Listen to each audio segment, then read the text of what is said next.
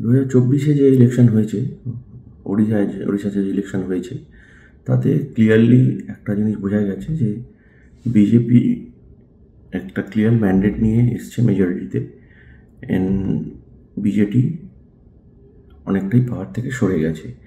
যেখানে 2019-এ মাত্র 8জন এমপি ছিল এবং বিজেপির 22টা এমএলএ ছিল, আর বিজেডির যেখানে 12জন এমপি আর 113টা এমএলএ ছিল, সেখানে 2024-এ বিজেপির একটাও এমপি চাই আর 51 এমএলএ, আর বিজেপির 20টা এমপি আর 78টা এমএলএ হয়েছে।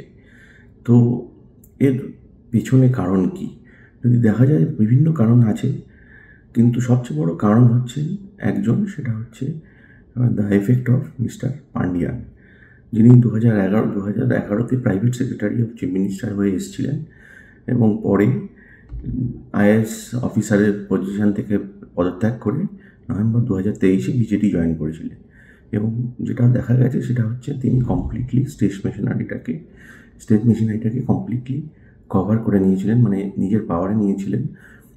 সমস্ত পাওয়ার এনজয় করছিলেন, যেটা একটা লোকাল লিডাররাও পায়নি। ইনফ্যাক্ট চিফ মিনিস্টার অফিসটাকে পুরোপুরি উনি কন্ট্রোল করছিলেন। এবং এই জিনিসটা লোকাল পিপিলদের, মানে যারা লোকাল ওড়িশার লোক, তাদেরকে একদমই পছন্দ হয়নি। কারণ তিনি এই যে পাওয়ারটাকে নিয়ে কন্ট্রোল করছিলেন, তারা কখনোই কোনো লোকাল লোক চাইবেন না যে একজন তামিল বর্ন আইএএস অফিসার সমস্ত পাওয়ারকে নিয়ে নেবেন। এবং সেই পান্ডিয়ানের জন্য এফেক্টটা হচ্ছে একটা বড় রিজন।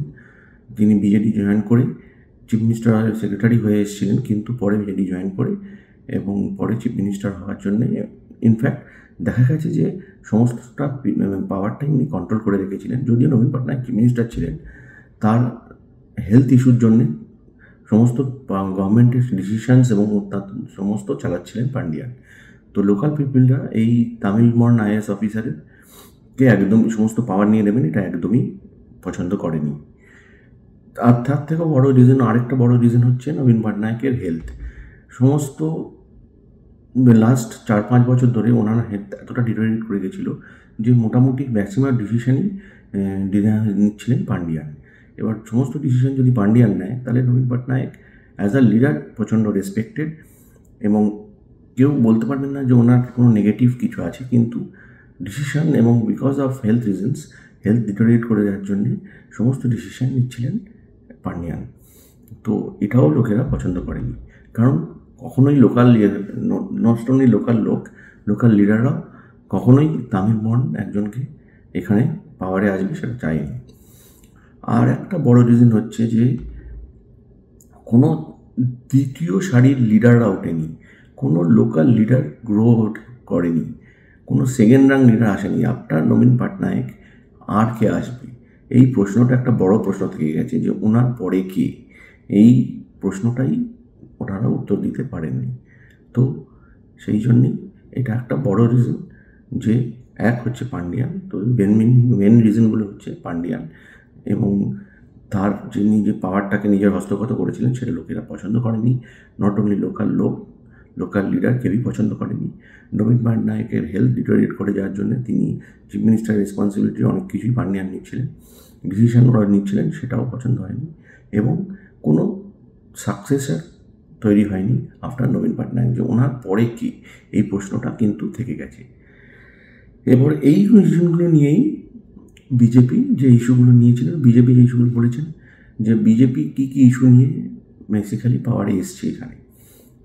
সবচেয়ে বড় রিজন দেখিয়েছে পান্ডিয়ানের গ্রোয়িং ডমিনেন্স, যেটা একদমই পান্ডিয়ানের এই পাওয়ার নেওয়াটা কেউ করেনি। আর বিজেপি সেন্ট্রাল লিডাররা উড়িষ্যাকে প্রচণ্ডভাবে ফোকাসে নিয়েছিলেন। মোর দ্যান 170টারও বেশি র্যালি করেছে বিজেপি এখানে, যেখানে প্রাইম মিনিস্টার থেকে শুরু করে অমিত শাহ থেকে শুরু করে জেপি নাড্ডা থেকে শুরু করে বড় বড় সমস্ত বিজেপি লিডাররা এসে এখানে কথা বলেছেন। আরেকটা বড় রিজন হচ্ছে অফকোর্স রত্নভাণ্ডারের কি, এই যে জিনিসটা যেটা বিজেডি বলেছে যে এটা হারিয়ে গেছে বা হয়েছে, এই রত্নভাণ্ডারের কিটা কি, জগন্নাথের যে রত্নভাণ্ডারের চাবিটা হারিয়ে যাওয়াটাই একটা বড় রিজন।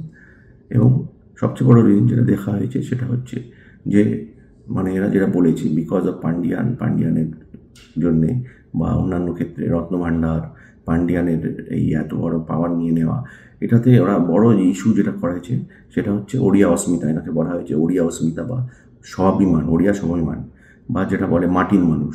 তো বেসিক্যালি যারা মাটির মানুষ তাদেরকে বাদ দিয়ে যদি বাইরের লোক এসে পাওয়ার নেয়, সেই জিনিসটাকেই বিজেপি ইস্যু করেছে। তো বেসিক্যালি এই রিজনটা নিয়ে বিজেপি ইস্যু করে বিজেপি ওড়িশাতে পাওয়ারে এসছে। এটা ক্লিয়ার যে বিজেপি ক্লিয়ারলি একটা মেজরিটি হয়ে পাওয়ারে এসছে।